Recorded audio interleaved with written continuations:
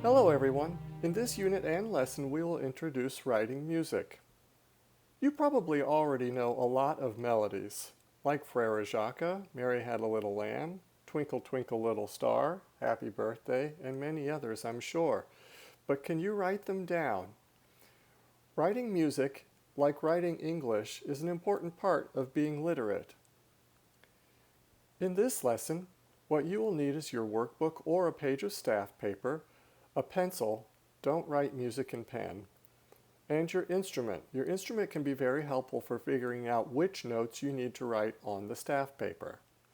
Go ahead and open your books to page 16, and we will begin with the partially completed exercises on that page. Let's start with Frere Jacques. The first thing that goes on every staff is your clef. If you play the violin, you'll write a treble clef, violas write an alto clef, and cello and bass players will probably write a bass clef. After your clef goes a key signature.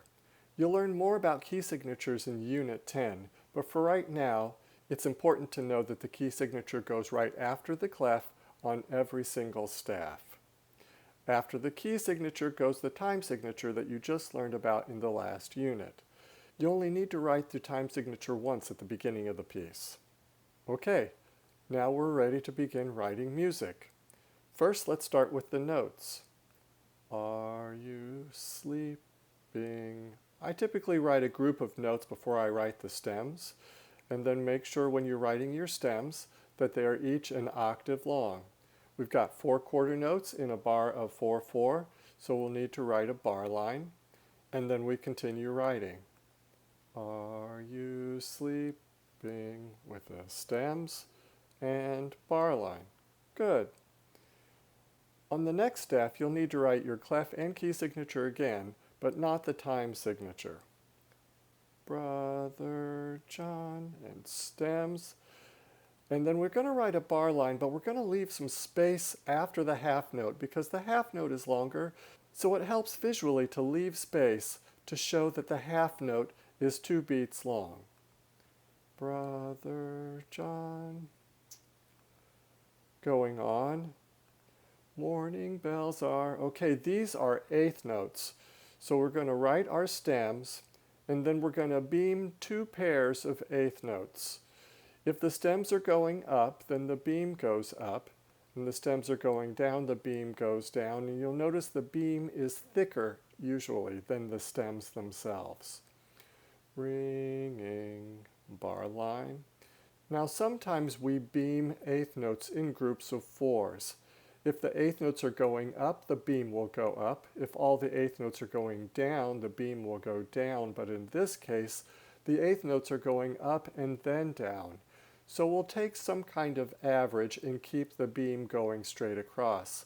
The average note height in this group of notes, A, B, A, G, is an A. So we'll write all the stems the same height as the A, and then we'll put 1 beam straight across. Ringing. And then the very end, ding dang. Okay, so now we'll probably need to go lower than the staff, and we'll need to write ledger lines first. I write ledger lines first so that I know how low to make that particular note head. There's another half note, so we'll leave a little space. Write the ledger lines first, and then write the note head, then the stems and the bar line. And this is the end of the melody, so we'll need to write a double bar line.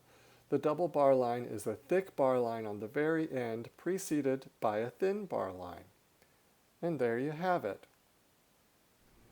Now complete the workbook exercises for this lesson. Then ask your teacher for a page of staff paper so you can complete the exercises in the Unit 4 study guide. My name is Christopher Selby. Thank you for watching this tutorial on music theory for the successful string musician.